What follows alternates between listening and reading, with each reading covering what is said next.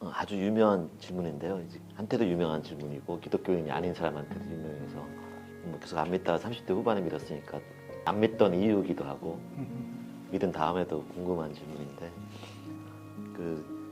이제 우리나라 같은 경우는 세종대왕이나 이순신 장군은 아주 이제 물론 그분들도 약점이 있었겠지만 아주 훌륭한 위인으로 다 이제 알고 있잖아요. 세종대왕은 한글을 만든 이제 대단한 적이고 이순신 장군은 일본 침략된 나라가 망했는데 나라를 이제 구한 열정과 이제 대단한 분이니까 그런데 그때는 기독교가 들어오지도 않았고 두 분 다 예수를 안 믿었으니까 예수를 안 믿었으면 세종대왕하고 이순신 장군은 지옥에 가 있어야 되는 거 아니냐 그게 말이 되냐 또 뭐 할 수 없는 거 아니냐 뭐 이제 그래서 저는 이제 이거를 이순신 장군 프라블럼이라고 붙여봤는데 하여간 다들 이제 궁금한 질문입니다. 거기에 대해서 교수님이 어떤 관점에서 이 질문 문제에 대해서 우리가 접근을 하고 생각해야 되는지 말씀을 좀 들어보겠습니다. 네.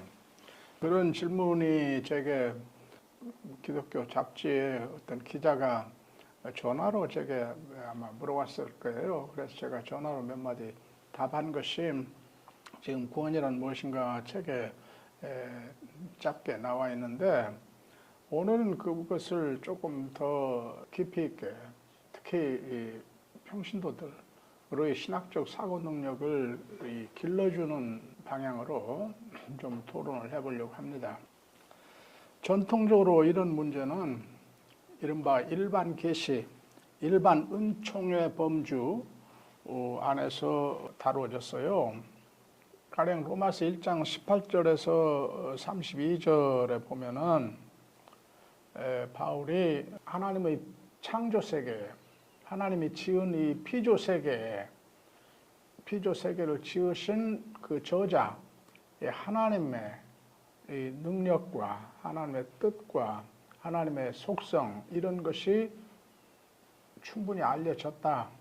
그리고 하나님이 각 사람의 양심에 무엇이 선이고 무엇이 악인가를 구분하는 능력도 주셨다. 그러니까 자연과 역사의 과정을 통해서 무엇이 선이고 무엇이 악이고 구분할 수 있는 능력을 하나님께서 주셨다. 그게 일반 계시란 말이에요. 그리고 이 양심에 또 구분할 수 있는 능력도 주셨다.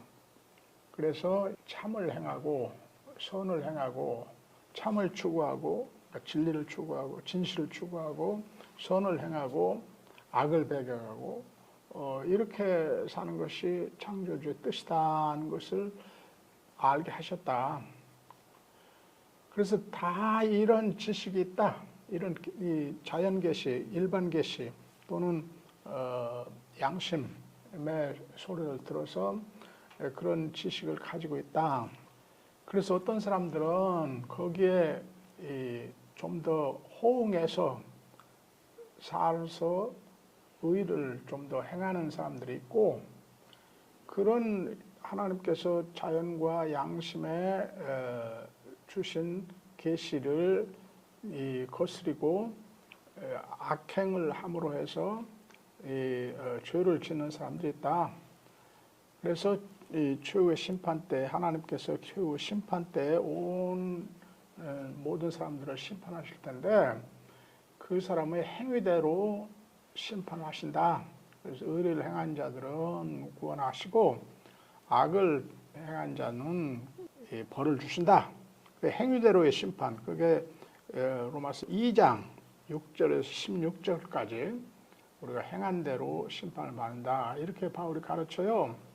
그런데 이 바울은 로마서 1장 18절 32절에 하나님의 이런 창조와 역사의 과정 속에서 충분히 자기 뜻을 계시하고 인간들이 그걸 알지만 거기에 대해서 저항을 하고 우상을 만들어서 하나님의 뜻에 어긋나는 악을 행하고 모든 도덕적으로 타락한 삶을 한다. 이렇게 규탄하잖아요.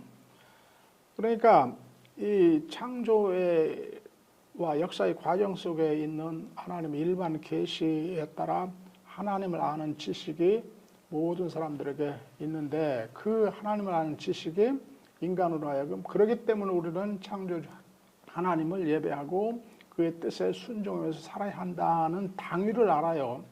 그걸 아마 칼빈도 그랬을 거예요. 이 종교의 이 하나님에 대한 의식, sensus divinitatis, 하나님에 대한 의식, 그리고 그게 종교의 씨다.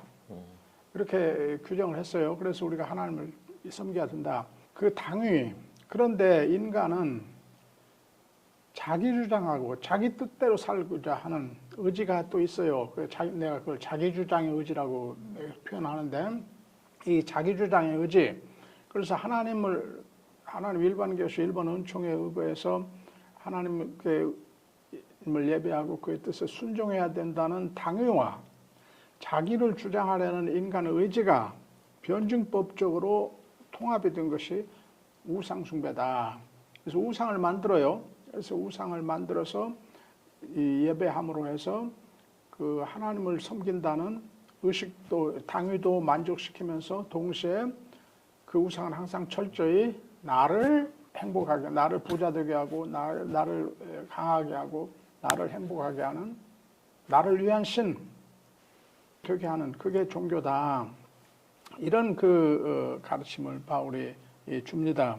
이런 변증법적 구조 속에서, 정반합의 변증법 구조 속에서 가령 예수 그리스도의 안에 환한 계시, 하나님에 대한 환한 계시가 일어나고 이 복음이 알려지기 전에 살았던 세종대왕이나 이순신, 그리고 오늘도 예수 그리스도에 오셔서 그런 환한 계시가 그런 걸 특수계시라고 그러는데 특수계시가 일어난 사건 이후에 사는 오늘도 그 복음에 대한 올바른 이해를 터득하지 못한 많은 사람들은 지금은 그런 변증 구조 속에서 산단 말이에요.